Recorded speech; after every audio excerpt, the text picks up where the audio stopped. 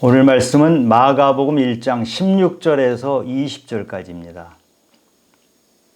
갈릴리 해변으로 지나가시다가 시몬과 그 형제 안드레가 바다에 금을 던지는 것을 보시니 그들은 어부라.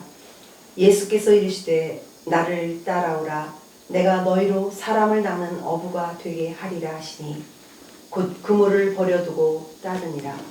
조금 더 가시다가 세베대 아들 야고보와 그 형제 요한을 보시니 그들도 배에 있어 그물을 깁는데 곧 부르시니 그 아버지 세베대를 풍품들과 함께 배에 버려두고 예수를 따라가니라. 아멘. 예수님은 수많은 무리들이 따라다녔어요. 예수님은 식사할 겨를도 없다 이럴 정도로 많은 무리들이 따라다녔습니다. 어떤 집에서 예수님이 말씀을 주시는데 너무너무 많은 사람들이, 우리 인산인해라고 하죠, 그렇게 많이 몰려와서 사람들이 더 이상 그 안으로 들어갈 수가 없어서 중풍병자를, 지붕을 뜯어내고 침상채로 내려보낸 일도 있었죠. 예수님이 예루살렘으로 가실 때는 수많은 사람들이 환호하면서 자기들 겉옷을 길바닥에 깔고 호산나 호산나, 구원자이시여, 구원으로 오시는 주님이시여, 이렇게 찬양을 했습니다. 왜 이렇게 찬양들을 했죠? 왜 이렇게 열광적으로 주님을 반겼죠? 얻을 게 있어서 그렇습니다. 떡을 구하려고, 병을 나으려고, 사업이 잘 되게 하려고 주님 앞으로 나왔어요. 자기가 원하는 것이 더 이상 없다고 느껴질 때 이 사람들은 어떻게 했습니까? 예수를 못 박으시오, 십자가에 못 박으시오, 이렇게 소리 질렀던 사람들입니다. 받을 줄은 알았지만 자기로부터 더 이상 흘러가는 것은 전혀 몰랐던 이 사람들을 무리라고 합니다. 제자들은 그렇지 않았습니다. 제자들은 주님께로부터 받은 사랑을 흘려보낸 사람들입니다. 자기에게 들어온 사랑을 흘려보내는, 그 흘려보내는 것을 사명이라고 합니다. 제자들은 사명을 붙잡고 살았던 사람들입니다.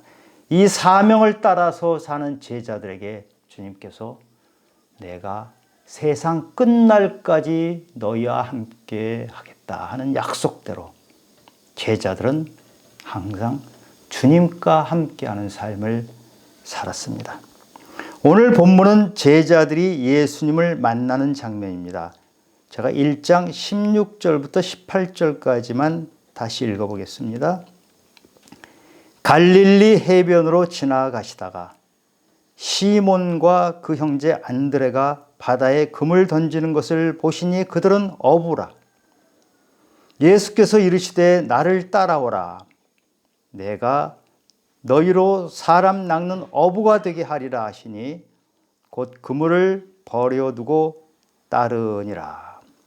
시몬 베드로가 동생 안드레와 함께 그물을 버려두고 예수님을 따릅니다. 또 세베대의 아들 야고보와 그 동생 요한이 배와 아버지와 품꾼과 그물까지 다 버리고 예수님을 따릅니다. 요한복음에 보면은 예수님을 가장 먼저 따른 사람은 안드레와 요한입니다. 이 두 사람은 세례 요한의 제자였다가 예수님을 따릅니다. 예수님을 먼저 만났던 안드레가 형 베드로, 시몬에게 예수님을 소개합니다. 메시아를 만났다. 그 예수님을 베드로가 만나게 됩니다. 예수님께서 시몬에게 내가 요한의 아들 시몬이니 장차 베드로라 하리라, 이렇게 새로운 이름을 주십니다. 시몬은 히브리 이름입니다. 개발한 이름은 아람어입니다. 베드로는 헬라어. 이렇게 예수님께서는 새로운 이름을 주십니다. 누가복음에는 베드로가 예수님을 만나는 장면을 아주 자세히 설명하고 있습니다. 베드로가 밤새 물고기를 잡으려고 했는데 한 마리도 잡지 못했습니다. 그런데 예수님께서 깊은 데로 그물을 던져라. 이 말씀이 어찌 보면 참 이해가 안 되는 말씀인 것이, 베드로는 평생 물고기 잡던 어부였어요. 예수님은 목수로 30년을 살았던 분인데 물고기 잡는 것을 알 턱이 없는데, 그럼에도 불구하고 베드로는 순종해서 그물을 내렸을 때 그 그물이 찢어지도록 물고기가 잡혔습니다. 그때 베드로가 어떻게 했습니까?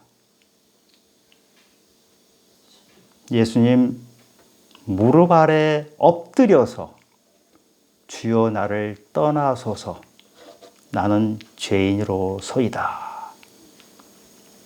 그때 예수님께서 베드로에게 무서워하지 말라, 이제 후로는 내가 사람을 취하리라, 이렇게 말씀해 주시고 베드로는 그물을 버리고 예수님을 따랐다, 이렇게 기록이 되어 있습니다. 베드로만, 안드레만, 또 야고보만, 요한만 그물을 버리고 배를 버린 것이 아니고, 예수님의 12제자는 모두 자기 모든 것을 다 버리고 예수님을 따랐던 사람들입니다. 이 사람들은 예수님에게 자기 인생을 걸었어요. 예수님은 기적을 많이 일으키셨잖아요. 치유를 해주시고 말씀도 가르치셨고. 그런데 예수님이 가장 역점을 두었던 것은 제자를 양육하는 것이었습니다. 제자를 양육하시고 말씀을 가르치고 제자를 계속 가르치시는 것이 예수님이 가장 큰 일이셨습니다. 물론 제자들은 엉뚱했어요. 그리고 부족하고 연약하고 배신까지도 했죠.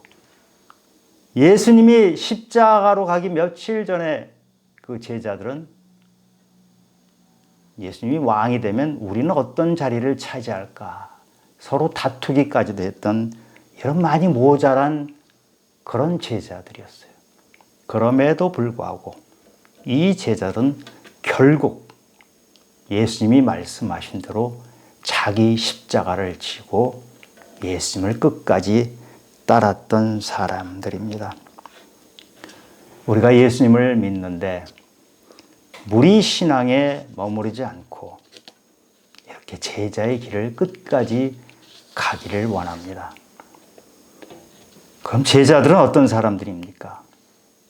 먼저 제자들은 예수님의 사랑을 아는 사람들이에요. 요한복음 13장 34절에 보면 예수님께서 말씀하십니다. 이 최후의 만찬에서 하시는 말씀인데, 새 계명을 너희에게 주노니 서로 사랑하라.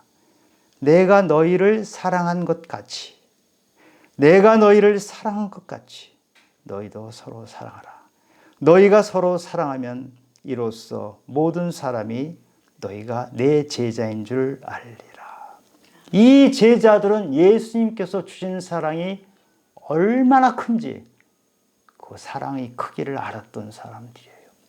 마찬가지로 예수님께 받은 용서의 크기가 얼마나 큰지 그 크기를 알았던 사람들이에요. 어떻게 하면 이 사람들이 생업까지 버리고 예수님을 따랐겠어요? 예수님의 사랑의 그 크기 때문에.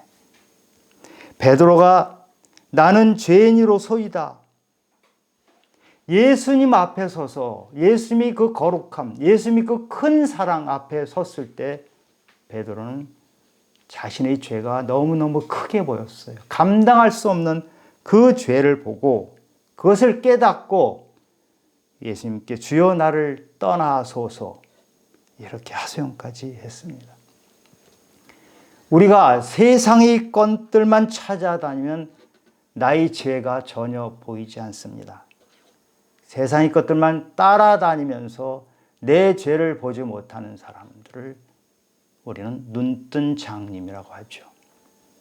그러나 예수님을 만나면, 예수님의 거룩함에 나를 비추면 나의 죄가 드러납니다. 나의 죄가 드러났을 때 베드로처럼 나는 죄인으로서이다. 우리가 예수님 십자가의 사랑의 크기, 우리가 받는 사랑의 크기는 내가 깨닫는 죄의 크기만큼입니다. 내가 죄가 별로 없다고 생각하는 사람은 예수님의 사랑도 별로 못 느껴요.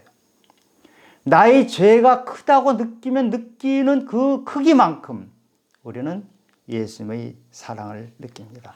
그래서 로마서 20장에서 죄가 더한 곳에 은혜가 넘친다 이렇게 말씀을 합니다.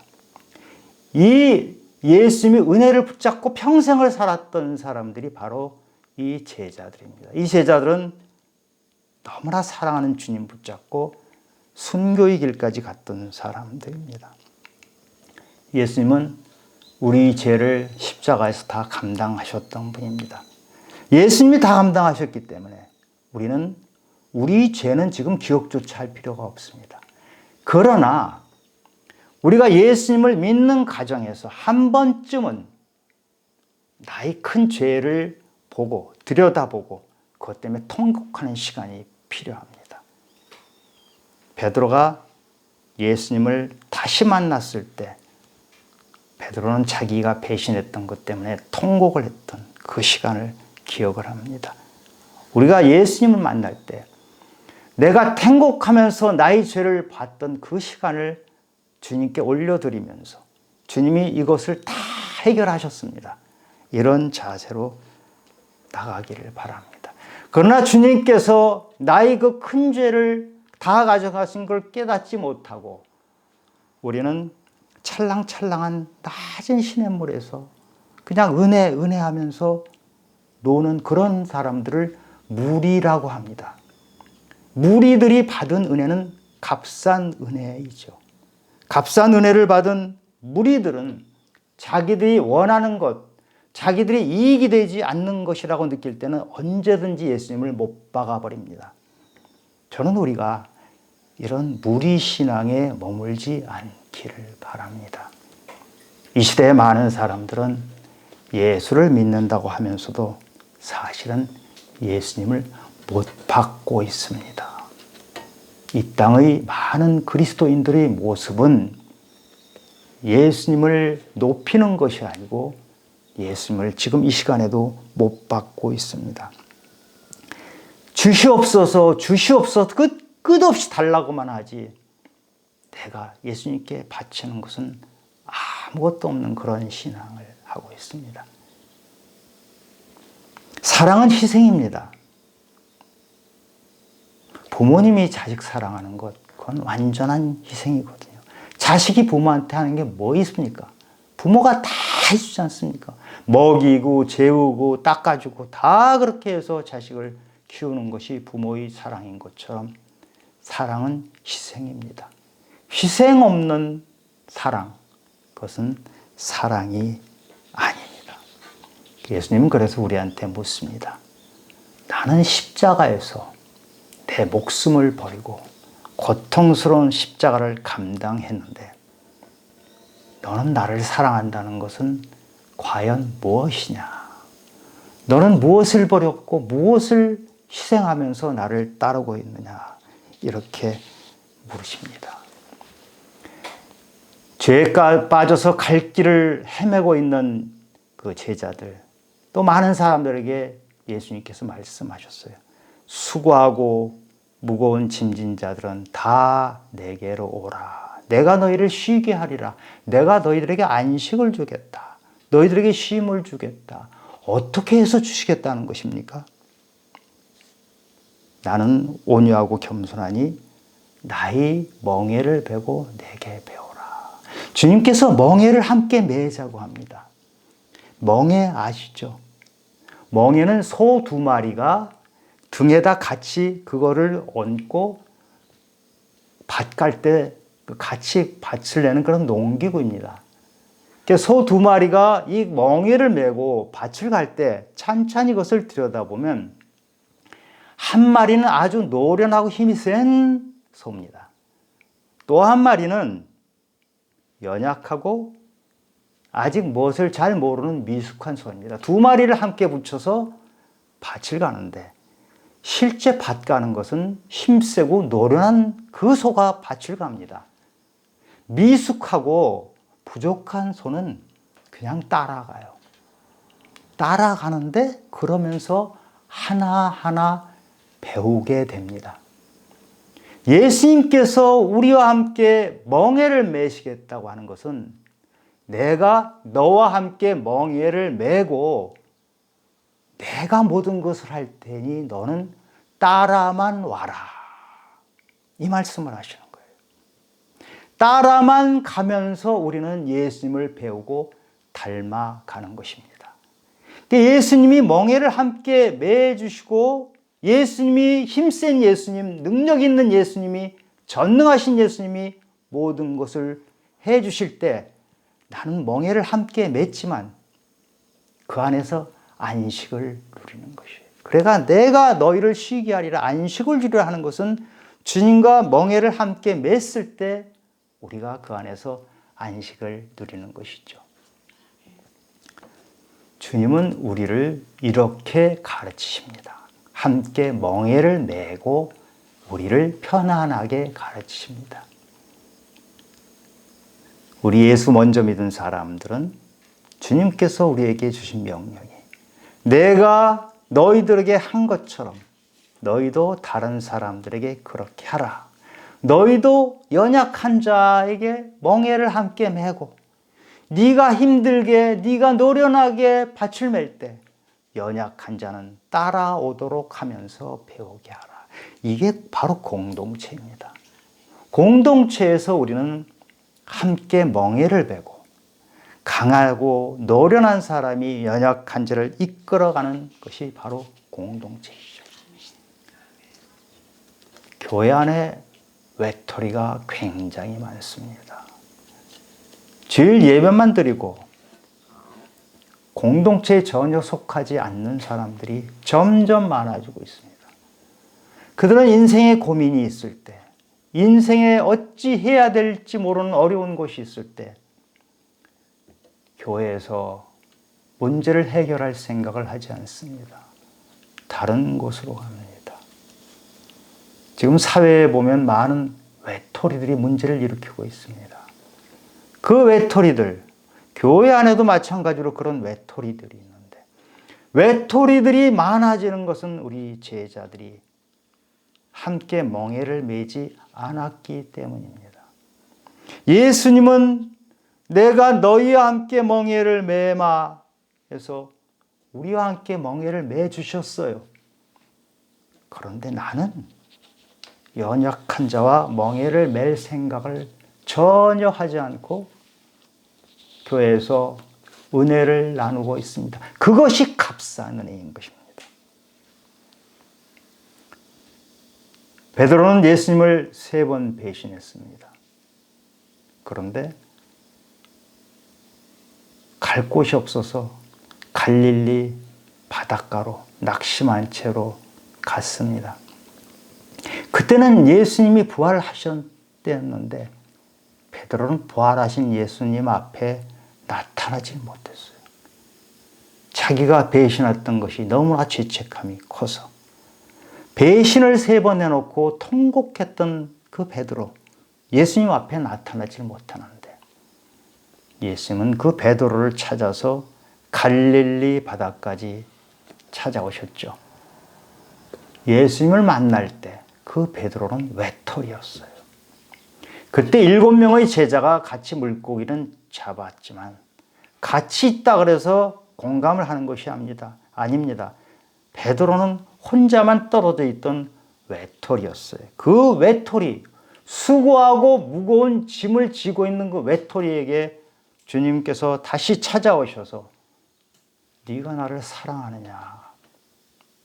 베드로에게 3번 물으시죠. 네가 나를 사랑하느냐. 3번 물으시면서 베드로에게 확인한 것이 내 양을 먹이라. 사명을 다시 붙잡으라. 네가 지금 외톨이로 있는 것, 낙심한 것 내가 아는데 이제 네 손을 내가 잡아줄 테니까 사명 붙잡고 다시 일어나라. 사람 낚는 어부가 되리라 하고 3년 전에 말씀하신 예수님께서 다시 한번 그 말씀을 환기시키시면서 네 사명을 붙잡으라.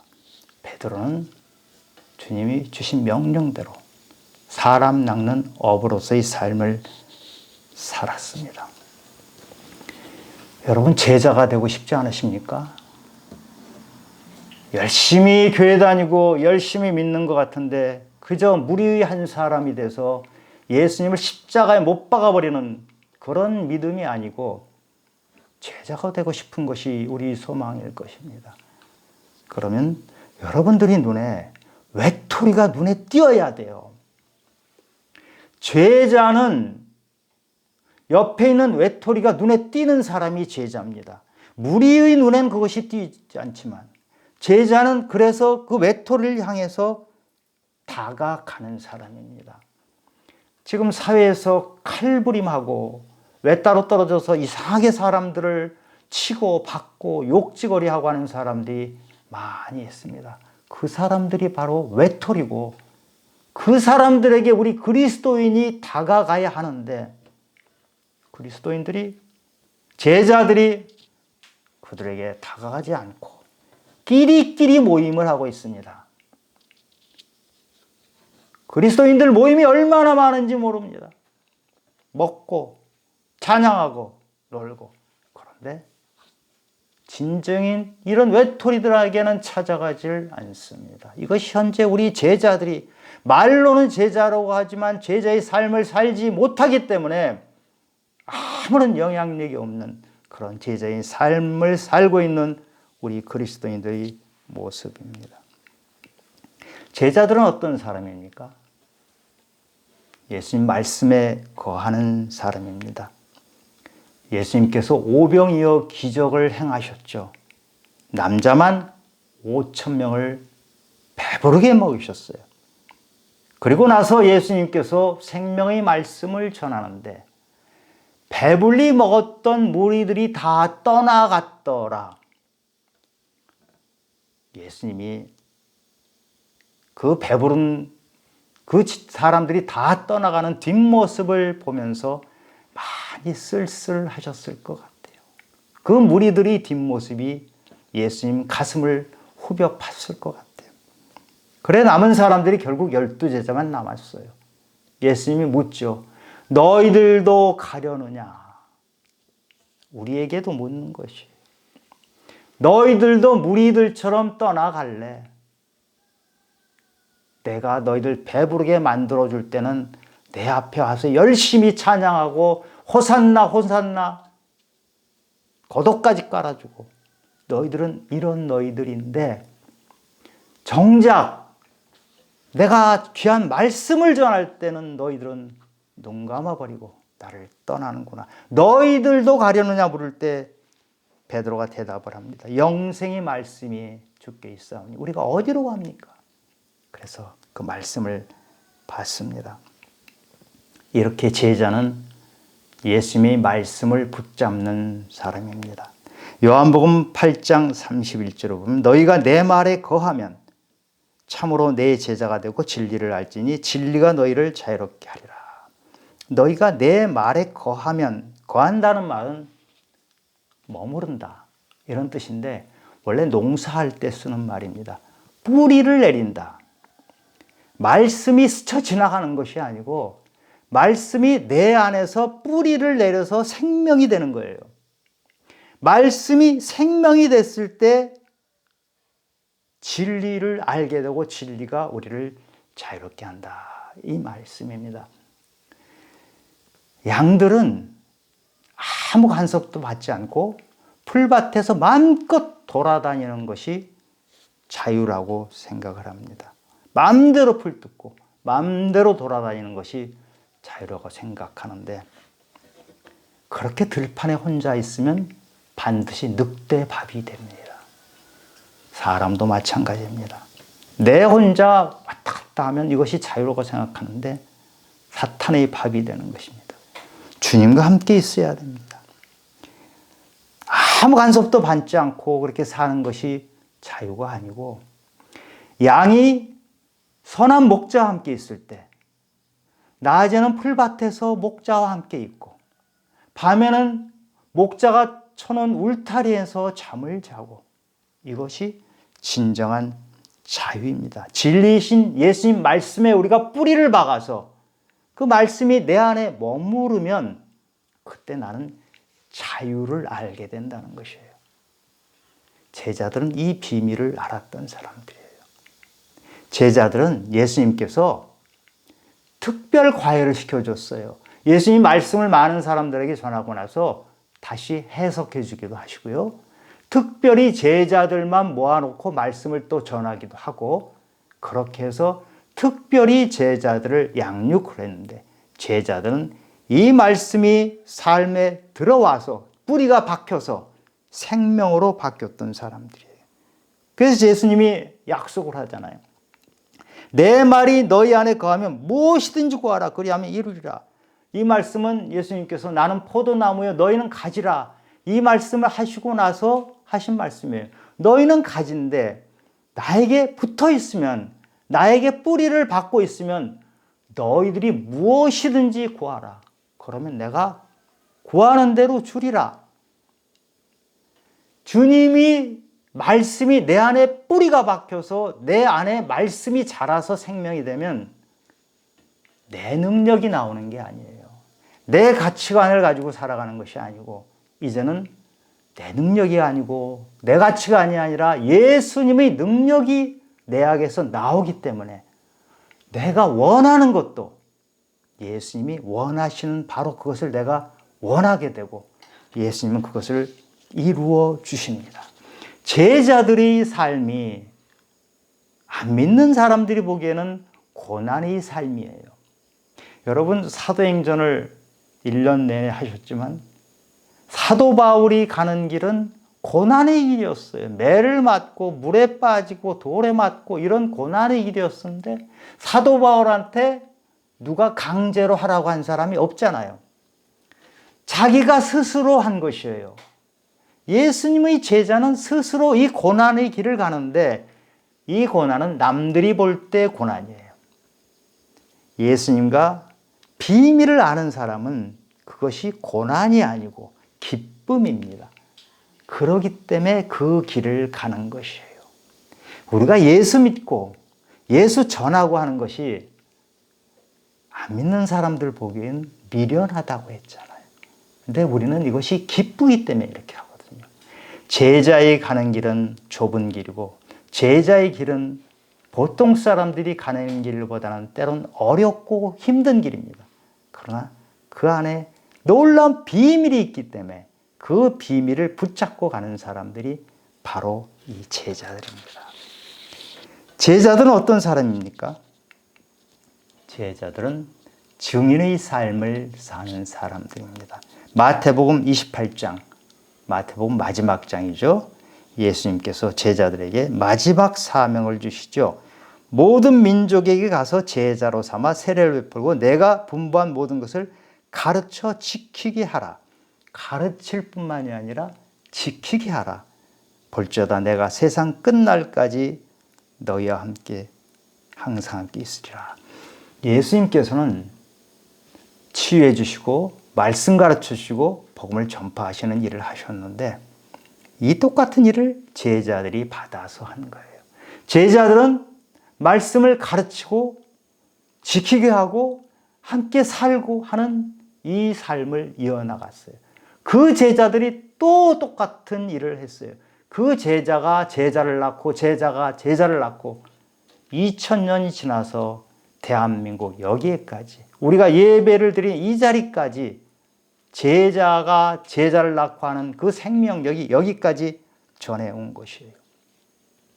이스라엘에는 바다가 두 개가 있죠. 사해 바다가 있고 갈릴리 바다가 있죠.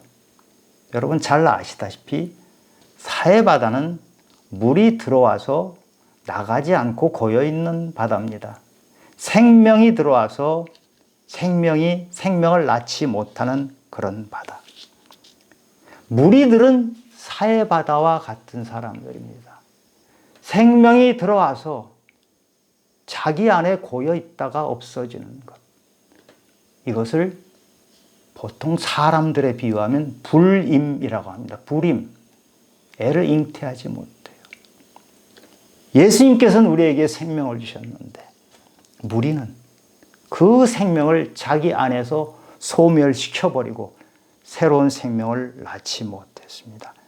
우리가 2000년을 거쳐서 생명이 생명을 낳고 생명이 생명을 낳고 해서 여기까지 왔는데 무리는 자기 선에서 그것을 끝내버리는 사람들. 참 과감한 사람들이죠. 어떻게 예수님께서 십자가에서 고난을 당하면서 생명 주신 것을 자기 선에서 과감하게 끝내버리는 사람들이 바로 무리들입니다. 갈릴리 바다는 물이 들어왔다가 물이 다른 곳으로 또 흘러가는 것이 바로 갈릴리 바다입니다. 제자들은 예수님이 주신 사랑, 예수님이 주신 말씀, 그것을 받아서 자기 안에서 생명을 잉태해서 그것이 계속 흘러나가는 사람들이 바로 이 무리들이 제자들입니다. 주님께서 내가 너희를 사랑한 것 같이 너희도 서로 사랑하라. 이 말씀은 내가 너희를 사랑해서 사랑을 너에게 흘려보냈는데 그 생명을 받은 너희는 서로 사랑해서 다른 사람에게 그 생명을 전하라. 이 말씀을 주신 것입니다. 예수님이 부활하신 예수님께서 승천하시기 전에 마지막으로 제자들에게 주신 말씀이 사도행전 1장 8절 말씀이죠. 성령이 임하면 너희가 권능을 받아 땅끝까지 이르러 내 증인이 되리라. 이것이 예수님께서 우리에게 주신 지상 명령입니다. 주님의 사랑을 너희 안에 머물러서 너희 안에서 썩도록 만들지 말고 그 사랑을 다른 많은 사람에게 흘려보내라. 이렇게 흘려보내는 사람이 바로 증인입니다. 제자는 증인의 삶을 사는 사람입니다. 땅끝까지 증인이라 하셨는데 땅끝이 어디입니까? 땅끝은 저 아프리카, 남미, 아니면 저 북극 이런 데가 땅끝이죠. 그런 데만 땅끝이 아니고 내 형제, 자매, 자녀, 가까운 이웃 다 땅끝입니다. 그들이 예수를 믿지 않으면 어떻게 됩니까? 예수를 믿지 않고 천국 가는 길이 있습니까? 없잖아요. 우리가 지금 예배를 드리고 우리가 지금 성경을 보고 하는 이유는 천국을 가는 것 때문입니다. 구원받기 위한 것입니다. 우리는 천국 가는 것이 이렇게 귀하기 때문에 이 자리에 모여서 예배를 드리고 찬양하고 하는데 우리의 이웃이 우리 형제가 그 천국을 못 가는 게 확실해요. 그런데 가만히 있어요. 괜찮아요, 그게. 우리 형제는 지옥 가는 게 분명한데, 우리 이웃은 지옥 가는 게 분명한데, 나는 괜찮아요. 그 신앙이 얼마나 이기적인 신앙입니까? 내가 주님 만나고 변화되었어요. 내가 주님 만나고 기적을 체험했어요. 기쁨을 알았어요. 그런데 그것을 왜 증거하지 않습니까? 그렇게 좋고 주님 만난 것이 그렇게 좋고 주님이 나를 새로운 삶으로 인도하셨는데 그것을 왜 증거하지 않습니까? 이것을 증거하는 사람이 바로 증인이고 예수님께서는 너희들은 증인의 삶을 살아라 이 말씀을 하신 것이에요. 여러분 예수 안 믿는 형제 자매 이웃이 있을 때 다가가시옵소서. 정말 다가가야 합니다. 그리고 그들에게 말씀을 전해 주시기 바랍니다. 제자에게 주신 사명이 바로 그것입니다. 제자는 사해바다처럼 물이 들어와서 고여서 썩는 것이 아니고 갈릴리 바다처럼 주님의 사랑이 들어와서 내 안에서 새 생명을 잉태해서 그 생명이 더 넓게 퍼져나가는 것이 바로 제자의 삶입니다. 그렇게 만약에 우리가 하지 않는다면 예수님은 우리에게 책임을 물을 것입니다. 에스겔 3장 18절에 하나님을 모르고 악을 행하는 사람들에게 너희가 전하고 깨우치지 않았다면, 너희가 하나님을 알면서도 하나님을 모르면서 사는 사람에게 전하지 않고 깨우치지 않았다면 그 악을 행하는 사람은 자신의 죄악 때문에 죽겠지만 그것을 깨우치지 않았던 그대에게 내가 핏값을 그대의 손에서 찾을 것이다. 무서운 경고의 말씀을 주십니다. 사랑하는 성도 여러분, 믿음 생활하면서 무리의 한 사람이 되어서 결국 예수님을 십자가에 못 박는 그런 믿음으로 끝내지 마시고 제자의 길을 가시기 바랍니다. 제자의 길을 가면 우리는 때로는 앞이 안 보이고 때로는 미련한 길을 가는 것 같지만 내가 세상 끝날까지 너희와 함께 하시다는 주님의 말씀에 함께하면 거기서 우리는 능력을 받습니다. 더 큰 회복이 우리에게 있습니다. 놀라운 기쁨이 우리에게 있습니다. 그것을 누리는 성도님들이 되시기를 예수 그리스도 이름으로 축원합니다. 하나님 아버지, 우리는 열심히 믿는 것 같지만 무리 신앙에서 벗어나지 못하고 있습니다. 불임입니다. 새 생명을 잉태하지 못하고 있습니다. 주님 앞에 얼굴을 들지 못할 정도로 부끄러울 때가 많습니다. 주님은 십자가에서 목숨까지 내놨고 주님의 12제자도 목숨을 바치며 순교를 했는데 우리는 순교까지는 가지 않더라도 말 한마디 전하는 것도 인색해서 주님의 말씀을 전하는 데 소홀하고 있습니다. 저희가 사명을 회복하게 도와주시옵소서. 제자의 길은 사명을 붙잡는 것입니다. 내가 사명을 붙잡았을 때 주님은 우리에게 더 큰 능력을 주십니다. 그 능력을 바라보면서 사명의 길로 가기를 주님께 원하고 저희들이 그런 각오를 다짐합니다. 모든 말씀 예수님 이름으로 기도드렸습니다.